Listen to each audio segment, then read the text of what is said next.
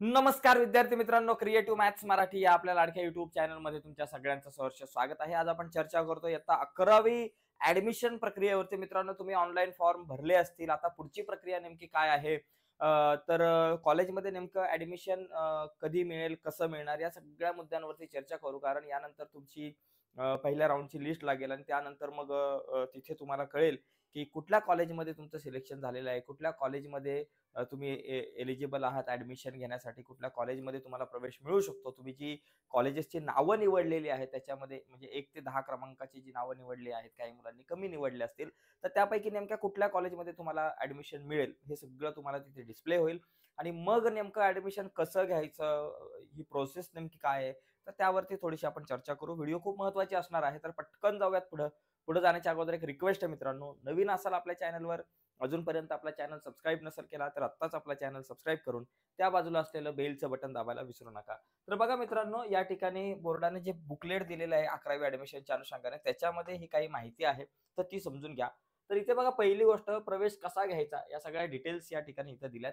त्याच्यामध्ये दिले प्रवेश फेरीमध्ये प्रवेशासाठी उच्च माध्यमिक विद्यालय मिळाले आहे किंवा कसे हे स्टुडंट लॉग इन मध्ये तपासा।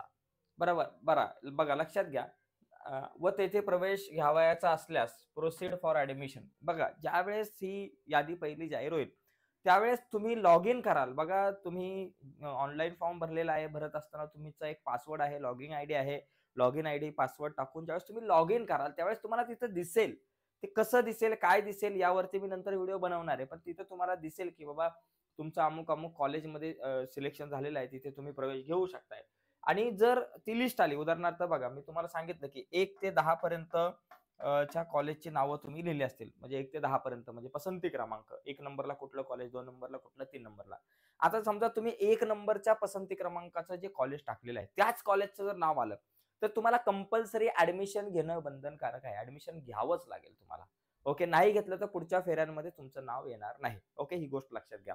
परंतु जर 2 ते 10 पर्यंतच्या कुठल्या 2 ते 10 दुसऱ्या क्रमांकापासून 10व्या क्रमांकापर्यंत एखाद्या कॉलेजचं नाव आलं असेल आणि तुम्हाला घ्यायचं नसेल तिथे ऍडमिशन, तर तिथे ऍडमिशन घ्यायची तुम्हाला गरज नाही, पुढच्या फेरीची वाट बघायची। तुमच्या आवडत्या कॉलेजमध्ये ऍडमिशन मिळत असेल तर मग घ्यायचं।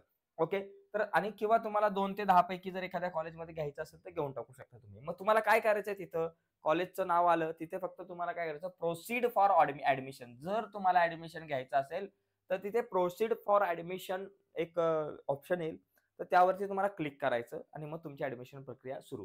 तिथे क्लिक करा व दिलेल्या वेळेत विद्यालयात प्रवेश निश्चित करा। ज्या विद्यालयाच्या समोर तुम्ही प्रोसीड फॉर ऍडमिशन केलेलं आहे त्या विद्यालयामध्ये जाऊन, त्या शाळेमध्ये जाऊन, त्या कॉलेजमध्ये जाऊन तुम्हाला ते ऍडमिशन पक्क करायचं। पण पहिले इथं तुम्हाला प्रोसीड फॉर ऍडमिशन करायचंय। पण प्रोसीड फॉर ऍडमिशन करण्याच्या अगोदर सुद्धा काही 1-2 मुद्दे महत्वाचे, ते काय बघा। बघा, प्रवेशासाठी उच्च माध्यमिक विद्यालय निश्चित झाल्यानंतर प्रोसीड फॉर ऍडमिशन करताना प्रवेशासाठी आवश्यक असणारी उर्वरित सर्व कागदपत्रे अपलोड करावीत।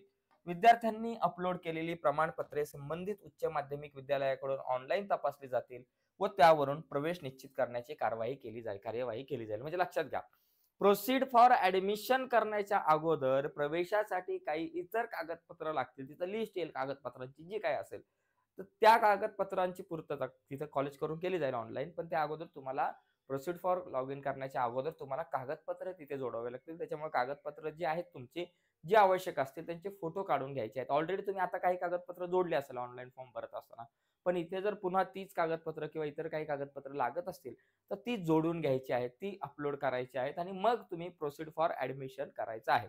हे केल्यानंतर कॉलेजकडे तुमचा डाटा जाईल आणि तिथे ती सगळी कागदपत्र दिसतील आणि त्यानंतर कॉलेज तुमचं ऍडमिशन जे आहे ते पक्क करेल। ओके, लक्षात घ्या, म्हणजे ती तपासली जाणार आहे, जी कागदपत्र तुम्ही जोडताय ती तपासली जाणार आहे। त्याच्यामुळे कागदपत्र ओरिजिनल व्यवस्थित जोडा, ठीक आहे। चांगले फोटो वगैरे काढून जोडा, कसेही ब्लर दिसतील असे फोटो जोडू नका, जेणेकरून समोर त्यांना तुमची कागदपत्र बघत असताना अडचणी निर्माण होईल। ओके, त्यामुळे लक्षात घ्या, कागदपत्र जोडत असताना एकदम व्यवस्थित कागदपत्र ती अपलोड करा, फोटो चांगल्या क्वालिटीचे काढा, ठीक आहे। तुमच्या मोबाईलमध्ये जर चांगले फोटो नसतील तर इतर मित्रांच्या किंवा इतर कुणाच्याही मोबाईलमधून काढून तुमच्याकडे सेंड करून घ्या किंवा सेव्ह करून घ्या।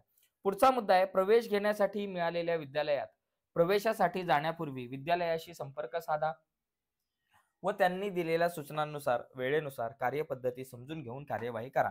म्हणजे ज्यावेळेस तुम्हाला ऍडमिशन घ्यायला जायचं आहे, म्हणजे इथे ज्यावेळेस तुम्ही प्रोसीड फॉर ऍडमिशन कराल, त्यानंतर एखादी तारीख तुम्हाला दिली जाईल. त्या तारखेला तुम्हाला कॉलेजमध्ये जावं लागेल, सगळी कागदपत्र घेऊन, आणि मग ऍडमिशन जे आहे ते कन्फर्म करावं लागेल. पण कॉलेजमध्ये जाण्यापूर्वी शक्यतो तुम्ही ईमेल किंवा फोनद्वारे शक्यतो फोन करा. तिथे कॉलेजचा नंबर तुम्हाला मिळेल तिथं. तो कसा शोधायचा याच्यावरती मी नंतर व्हिडिओ बनवेल.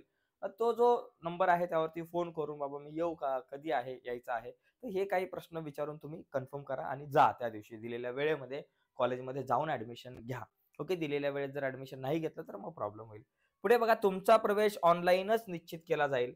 तशी सद्यस्थिती विद्यार्थी लॉगिनमध्ये दर्शवण्यात आलेली आहे. तुमचा प्रवेश जो आहे तो ऑनलाईनच निश्चित केला जाईल. आता मुद्दा असा आहे की फी कशी कुठं भरायची, तर त्या संदर्भात अजून इथे तरी काही दिलं नाहीये बुकलेटमध्ये, पण शक्यतो कॉलेजमध्ये जाऊन ती फी भरणं गरजेचं आहे मला असं वाटतंय. ओके. पुढचा एक मुद्दा या ठिकाणी समजून घ्या. बघा, इथे एक महत्त्वाचा आहे, की प्रवेश घेण्यास जाण्यापूर्वी विद्यार्थी लॉगिनमध्ये प्रोसीड फॉर ॲडमिशन बटन दाबा. ओके. प्रवेश घ्यावयाचा असेल तरच. बघा, लक्षात घ्या, आता एक मुद्दा आहे. समजा एखाद्या विद्यार्थ्याला जे काही पसंती क्रमांक, बघा ज्या विद्यार्थ्यांना, बघा तुम्ही नावं दिलेली आहेत 1, 2, 3, 4, 5 अशा कॉलेजेसची तुम्ही नावं दिलेत. 1 नंबरचं मला पहिल्या कॉलेजमध्ये ॲडमिशन मिळालं पाहिजे. समजा त्याचं नाव आहे एबीसी. ओके. ए, बी किंवा हा बी, सी, डी पहिल्या कॉलेजमध्ये ॲडमिशन घ्यायचं आहे. तर पहिल्याच कॉलेजचं जर तुम्हाला नाव आलं, तर तुम्ही ॲडमिशन घ्यायचंच आहे. ओके. म्हणजे पहिल्या पसंती क्रमांकाच्या कॉलेजचंच नाव आलं तिथे समोर किंवा इथे तुम्हाला ॲडमिशन मिळू शकतं, तर तिथेच ॲडमिशन घ्यायचं आहे. परंतु जर 2 ते 5 किंवा 2 ते 10 तुम्ही जास्तीत जास्त नावं टाकाल. 2 ते 10 मधल्या एखाद्या कॉलेजमध्ये जर का कॉलेजचं जर नाव आलं तिथे, की बाबा तुम्हाला पहिल्या कॉलेजमध्ये नाही मिळू शकत ॲडमिशन तुमच्या पर्सेंटेजनुसार, तुम्ही 2 ते 10 मधल्या एखाद्या कॉलेजमध्ये ॲडमिशन घेऊ शकता. जर ते नाव आलं, तर मग तुम्हाला जर घ्यायचं असेल ॲडमिशन, तर तुम्ही इथं प्रोसीड फॉर ॲडमिशन करा. आणि जर घ्यायचं नसेल 2 ते 10 मधल्या कुठल्याही कॉलेजमध्ये, तर मग इथं प्रोसीड फॉर ॲडमिशन करू नका. ओके. घ्यायचं ॲडमिशन नसेल तर प्रोसीड फॉर ॲडमिशन करू नका. तुम्हाला पहिल्याच कॉलेजमध्ये पाहिजे असेल नाव, तर पुढच्या फेरीमध्ये तुम्ही प्रयत्न करा. ओके. परंतु पहिल्याच कॉलेजचं नाव आलं तर कंपल्सरी ॲडमिशन घेणं बंधनकारक आहे. नाही घेतलं तर पुढच्या फेऱ्यांमध्ये तुमची नावं लागणार नाही. पण 2 ते 10 मध्ये घ्यायचं असेल तर तुम्ही प्रोसीड फॉर ॲडमिशन करू शकताय. आणि नसेल घ्यायचं तर काहीच करायचं नाही. कशावरच क्लिक करायचं नाही. पण माझं सजेशन आहे, जर पहिल्या कॉलेजमध्येच जर नाव आलं, तर तिथं प्रोसीड फॉर ॲडमिशन करणं बंधनकारकच आहे. नाहीतर खूप अडचणी येतील. पुढे बघा, व प्रवेशासाठी मिळालेल्या उच्च माध्यमिक विद्यालयाशी संपर्क साधायचा आहे. म्हणजे प्रोसीड फॉर ॲडमिशन करायचं, विद्यालयाशी संपर्क साधायचा, ॲडमिशन पक्क करायचं आणि प्रवेश घ्यावयाचा नसल्यास ही कृती करायची आवश्यकता नाही. तत्पूर्वी आपण सर्व कागदपत्रे अपलोड केली असल्याची खात्री करावी. म्हणजे ॲडमिशन प्रोसीड करण्याच्या अगोदर सगळी कागदपत्र व्यवस्थित तुम्ही जोडलेत की नाही, ती सगळी नीट समजून घ्या, नीट बघा, चेक करा, नंतरच प्रोसीड फॉर ॲडमिशन करा. ओके. तर मित्रांनो बघा, या ठिकाणी आजची ही चर्चा एवढीच होती. पण नक्कीच तुम्हाला ही व्हिडिओ आवडली असेल तर व्हिडिओला लाईक करा. नवीन असाल तुम्ही आपल्या YouTube चॅनलवर, अजूनपर्यंत चॅनल सबस्क्राईब नसेल केला तर आत्ताच चॅनल सबस्क्राईब करून त्या बाजूला असलेलं बेलचं बटन दाबा, जेणेकरून मी अपलोड केलेल्या प्रत्येक नवीन व्हिडिओची नोटिफिकेशन तुमच्यापर्यंत पोहोचेल. तर बाय मित्रांनो, धन्यवाद सर्वांना.